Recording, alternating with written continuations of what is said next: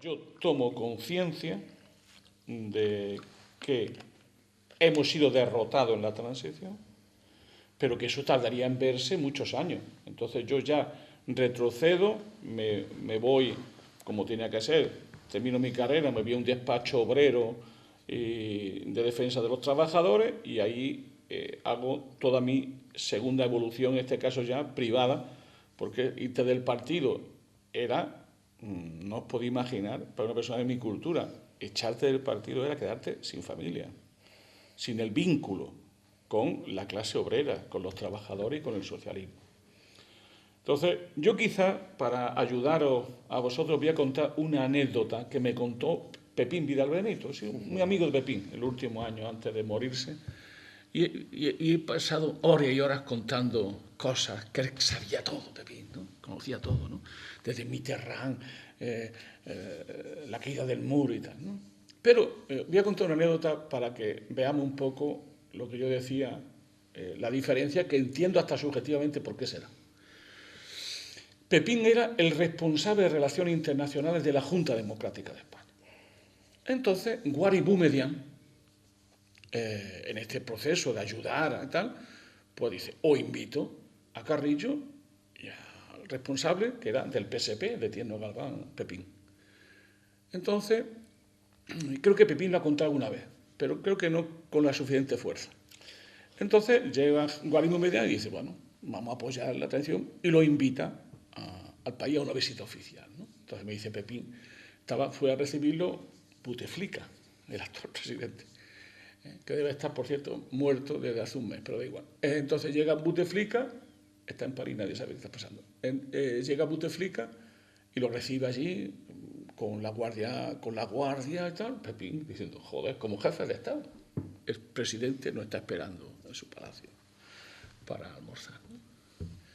Entonces llegan a la reunión y empiezan a hablar de España y tal, ¿no?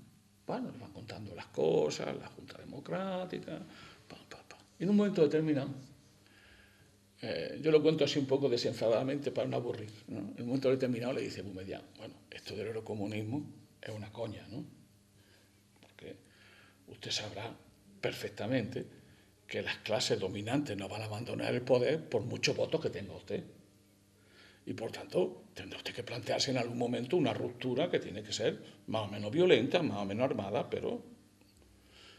Entonces Carrillo no se esperaba esa pregunta tan directa de Boumedienne, que por cierto no era tampoco un bolchevique enamorado. Entonces, bueno, está Carrillo dándole vueltas, que si la alianza Fuerza Trabajo a la Cultura, la democracia, el búnker, una minoría, la oligarquía, todos podemos hacerlo y tal. Y entonces le dice Boumedienne, oye, ¿y cuántos votos espera usted sacar en las próximas elecciones democráticas en España?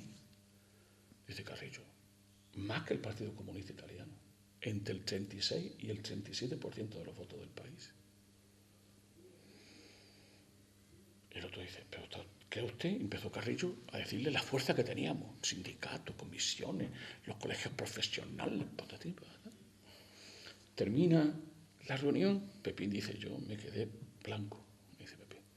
Termina y dice Pepín, pero Santiago, hay que ver qué farol te has lanzado. Y dice Carrillo, de farol nada, ese es mi convencimiento. Lo que pasa es que tenemos que hacer muchas cosas y muy rápido, porque tenemos que hacer en 2 años lo que el Pichi hizo en 40 años. Y le dice Pepín, fíjate lo optimista, como yo también estaba desenfocado, y dice, pues según yo, estaréis sobre el 20% de los votos. Entre el 20% de Pepín, el 36-37% de Santiago y el 9% raspado que sacamos en el año 78, te dice muy bien las percepciones políticas que había en eso que se llamó púdicamente Transición Democrática Española. Miguel Herrero, que estaba donde se cocía, yo tengo una gran aprecio intelectual a Miguel Herrero, Miguel Herrero y Rodríguez de Miñón, del Piñón, como le decía Fraga con muy mala leche, el Piñón de Rodríguez. Bueno, pues Miguel Herrero estaba en la cocina, y esto yo lo he oído en una tertulia con Santiago Carrillo, en esas tertulias que hacían juntos. Y ahí hay un detalle que luego él cuenta en sus memorias, que es que ellos tenían encuestas. ¿Qué le daban? 12-13% al partido y no más. Aún así, ellos, la gran jugada que hizo Suárez para ganar definitivamente la partida al PC y a la fuerza rupturista fue la ley de reforma política, la legitimación de la ley de reforma política y el sistema electoral que te metieron. Y lo dijo perfectamente Miguel Herrero, se lo dijo a Santiago, que Santiago dijo una tontería que no voy a repetir, le dijo, es que nosotros sabíamos y queríamos evitar que ustedes tuvieran más. Las encuestas nos detectaban eso. Lo que no detectamos fue al PSOE. Ellos, el gran error de los estrategas de la cocina de la transición, según Miguel Herrero, fue el PSOE.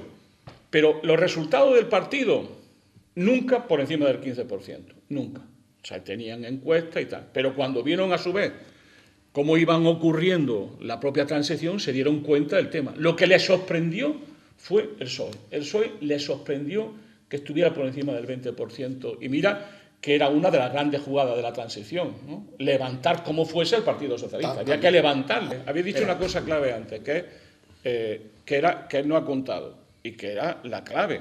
La política de Carrillo, cuando ve que fracasa la política de ruptura democrática, es el gobierno de concentración. Y la estuvo manteniendo hasta el año 82. Es decir, madre mía, hace falta. Es decir, con esa política le dejabas todo el espacio de oposición al Partido Socialista. Entonces, pero fíjate tú, fíjate si está en el momento más esplendoroso del partido, lo que el partido estaba intentando es, como sea, llegar arriba y ganar por arriba lo que no tenía por abajo y no darse cuenta que la transición se estaba perdiendo. Desde el punto de vista de los intereses populares que el partido que decía defender, no desde el punto de vista del poder, ¿no? Con todas las contradicciones que eso tenía. Dos cosas para dejarlas ahí apuntadas en torno a todo esto. Una cosa que no hay que... A ver, sobre los resultados electorales del año 77, que luego Carrillo va a justificar para explicar por qué los abandonos o por qué las expulsiones, como que fue un problema, como que los renovadores y los llamados prosoviéticos eran unos carreristas que, como no hubo resultados electorales, entonces empiezan a cuestionar porque Tamames no es ministro y tal, ¿no? A ver, los resultados electorales del año 77, yo creo que hay que diferenciar mucho el voto del PC del voto del PSUC, que efectivamente en los resultados electorales del PSUC estás hablando casi del 20% de los votos en Cataluña, ¿eh? O sea, no estás hablando de una cosa menor. ¿Qué es lo que ocurre en el 77? Que se reproducen los resultados electorales del año 36 por familias ideológicas. En el 77 ganan la UCD y el PSOE y pierden los franquistas y los antifranquistas. Y el PC obtiene el porcentaje de voto que tuvo en el 36 y en las 5 zonas rojas: Andalucía, Asturias, Valencia, Madrid y Barcelona. Sí, esa reproducción del mapa electoral del año 36 no ha variado sustancialmente. ¿Por qué no ha variado? ¿Por qué el PC no obtuvo más resultados? Eso seguro que tiene explicaciones. Hay una explicación también interna. El PC sustituye a sus líderes naturales del interior, los que son reconocidos civil y popularmente, por dirigentes que vienen de París. Y esos son los candidatos del año 77. Enrique Curiel por Zamora, etcétera. Y luego hay otra cuestión que ha mencionado Manolo que hay que matizar. O sea, digo por la anécdota de lo de la revolución y de lo del eurocomunismo y tal, ¿no? Precisamente ha ocurrido el golpe de Estado de la primera experiencia de vía democrática al socialismo, que es el gobierno de la Unidad Popular y del presidente Allende. Y cómo esa experiencia traumática de obtener la mayoría electoral y la intervención militar lleva al Pichi a formular el compromiso histórico y a considerar que el proceso de democratización requiere de una estrategia de unidad, de alianzas, donde incluso esa petición, esa demanda de gobierno de concentración por parte del PC, desde el punto de vista táctico, es bien inteligente. Si el PC hubiera dirigido 3 ministerios, 2 ministerios, no por la capacidad, es como considerar que las elecciones municipales del 79 deberíamos haber renunciado a poder transformar como transformamos nuestros pueblos y nuestras ciudades. Esa experiencia sabe Dios lo que hubiera ocurrido. Lo que es cierto es que las Que condiciones... estábamos gobernando con el PSOE en todos los ayuntamientos. No, 79. Y estábamos planteando Eso es 79, el pero, gobierno sí, pero estamos hablando del gobierno de concentración que seguía esa política hasta el 82 prácticamente. Sí, pero que ese gobierno se plantea también tras el golpe de Estado del año 81, efectivamente, porque están puestos en peligro las libertades. Los peligros que hay de crisis económica y de crisis política. Yo en eso creo que el PC se puede ver de dos maneras. O las ambiciones personales de los dirigentes les llevaron a construir una táctica política de entrega al poder, No lo creo. que no lo creo, o lo que yo creo que el PC en eso fue un partido generoso, que antepuso los intereses populares y del país a los intereses electorales partidarios. Para el PC, un partido que ha vivido toda su historia prácticamente, salvo los últimos 30 años, en libertad, los ha vivido en clandestinidad, la necesidad... Yo eso sí lo recuerdo que me lo decían los veteranos, ¿no? O sea, Jesús, estamos hasta el gorro de vivir fuera de la libertad. Tenemos ganas de vivir como personas en el sentido de la dignidad, de la libertad, de poder hacer las cosas, ¿no? Entonces, yo creo que hay, sí creo que el PC y el PSUC, aunque yo creo que que son estructuras políticas comunes, pero que tienen experiencia, que quiero decir que Cataluña es una sociedad mucho más desarrollada que el resto de las regiones y naciones de nuestro país, ¿no? Entonces, bueno, sí es verdad que en el 81, con el golpe de Estado del 23 de febrero, que por cierto, la única organización que salió a la calle en esa noche del año 81 es la Juventud Comunista de Madrid, que coloca una pancarta frente al Hotel Palace, que luego fue recogida por el ABC. Lo digo por esos discursos sobre la incapacidad del PC y de la Juventud para movilizarse contra el golpe de Estado. No, hay una foto y hay un documento gráfico de ABC donde se ve la pancarta de la Juventud Comunista pidiendo un gobierno de progreso. Yo entiendo muy bien lo que tú dices porque así lo vivíais, ¿no?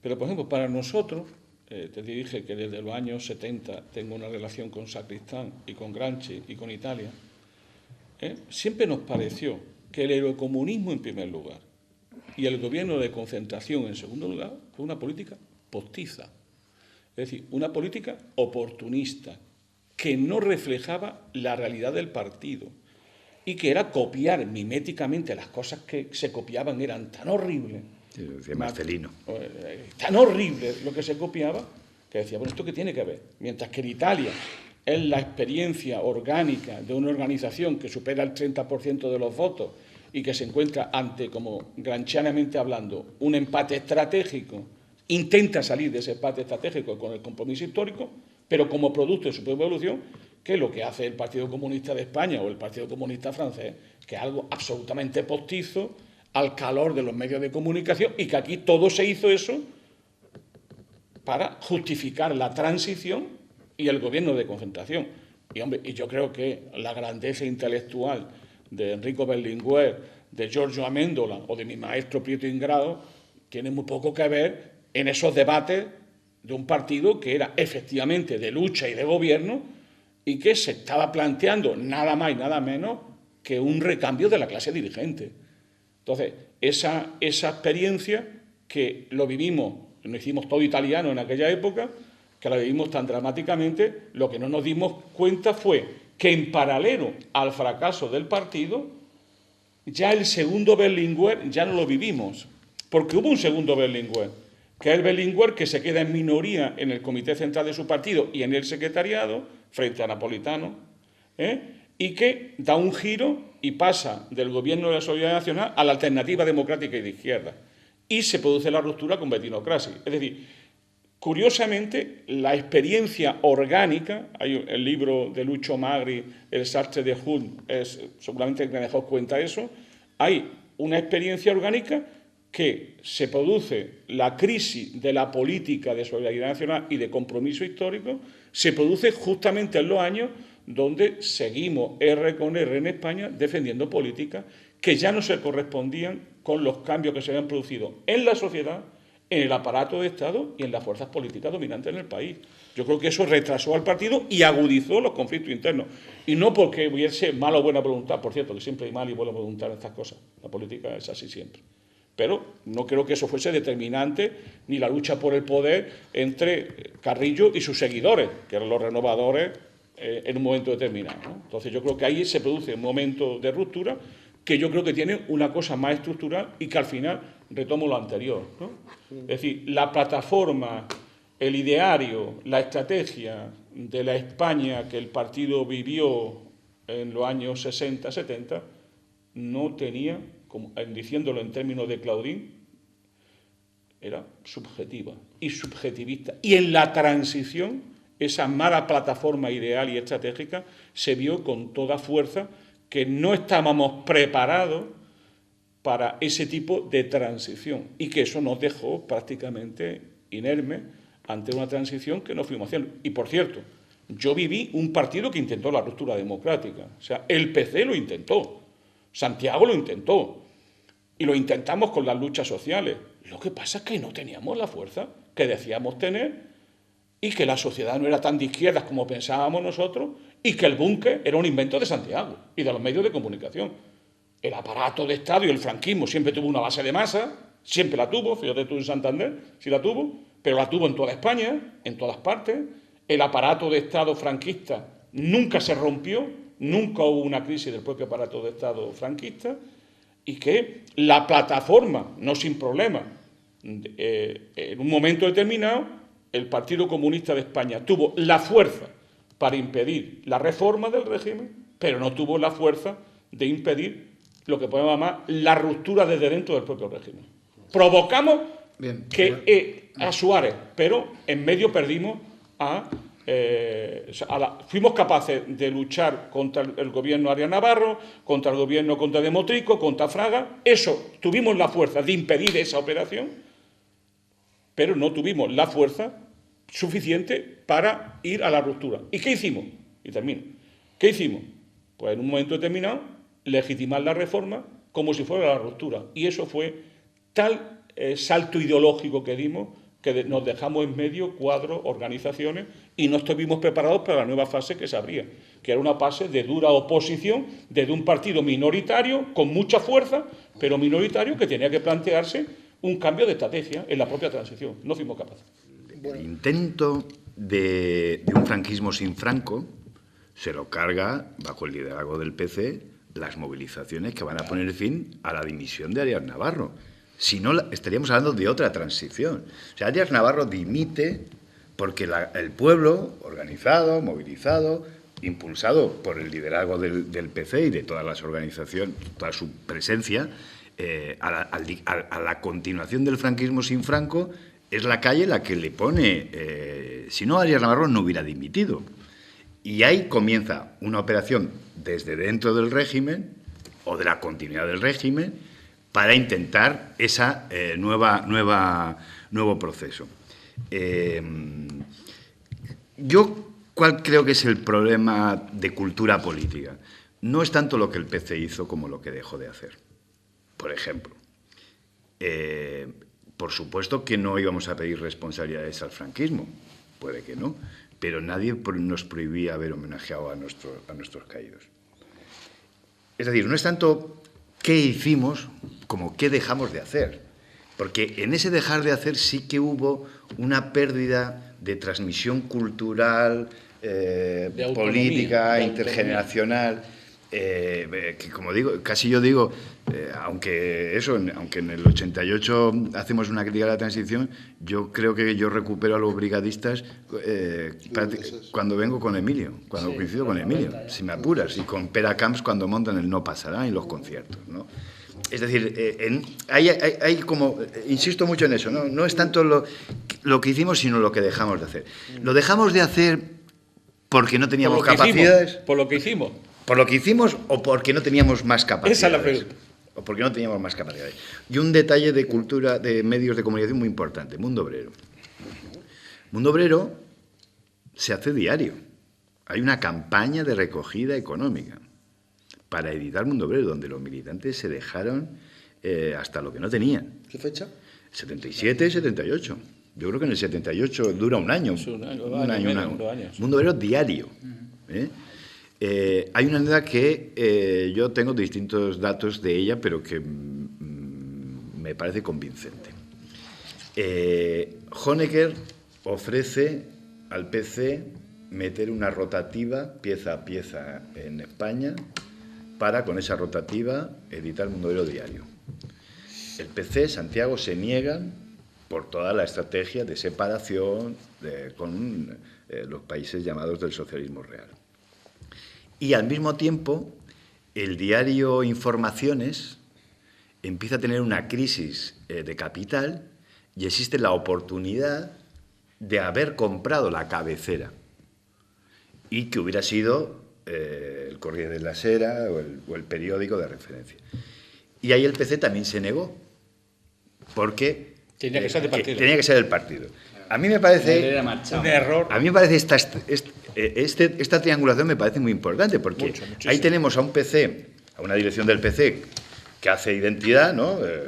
Mi periódico diario, en lugar de la que, por las estrategias que venían, hubiera sido la que hubiéramos acusado de tactista, pero bien oportuna, que hubiera sido hacerse con el control de ese medio, claro, y, por supuesto, el rechazo a la dependencia exterior del partido, ¿no? Efectivamente. No tuvimos fuerza para impulsar la ruptura, pero sí impidimos la reforma del régimen. Eso sería el titular. Ahora bien, la segunda es, ¿había otra política posible a lo que fue la legitimación de la operación del poder o no? Yo siempre he pensado que sí. Que tiene que ver, de otro punto de vista, él lo ve desde su propia experiencia y yo de la mía, con eso de que no hicimos cosas que tendríamos que haber hecho. Para mí es que las dos cosas estaban engarzadas. Es decir, desgraciadamente, y creo que eso ocurrió lo que ocurrió, desgraciadamente el equipo dirigente, que era un equipo, ya he dicho, compacto, cohesionado y que tenía larguísimamente la legitimidad del partido, yo siempre he sido una minoría muy minoritaria, también hoy. El problema es que en ese momento el equipo dirigente ya no fue capaz de hacer cosas que tendría que haber hecho porque creía que no tenía margen de maniobra. Pongo un ejemplo. Tú puedes ponerte en desacuerdo con el tema de la RDA y del tal, pero, por ejemplo, si el peligro del golpe era tan inminente, liquidar Radio España Independiente, que estaba en Rumanía. ¿Cómo se casaba eso? Si el peligro del golpe era independiente, una noche Simón Sánchez Montero con la UMD la disuelve delante de ellos. El partido ha dicho que lo disuelve. Si el peligro era... No sé si entiende. Es decir, había otras políticas. Es decir, lo que el partido no fue capaz, a mi juicio, de entender como colectivo humano y como equipo dirigente, fue que la transición obligaba a un cambio de estrategia. Seguramente la táctica no hubiese sido demasiado diferente, pero sí pensarse que esto no ha salido como pensábamos, que había que hacer de nuevo una larga marcha por las trincheras de la sociedad civil, por la política, generando una oposición. El partido lo que hizo fue muy típico aquí aparece la figura de Santiago, ¿no? Y de su modo de hacer política, ¿no? Que además convenció al equipo, que era dar un salto, era saltar, me subo encima del grumete. ¿Cómo yo resuelvo que soy un 10% frente a estos niñatos del PSOE? ¿Cómo lo resuelvo? Gobierno de concentración, relaciones privilegiadas con la UCD y diciendo, estos son izquierdistas, ¿ves? Y era el voto de aluvión, ¿te acuerdas? Era un voto de aluvión. Es que simplemente era el voto que te daba una determinada transición política que te estaba dejando en eso. ¿Podía haber sido más? Yo no lo sé. Eso es un contrafáctico. El problema real es ahí. ¿Había otra política? Sin duda.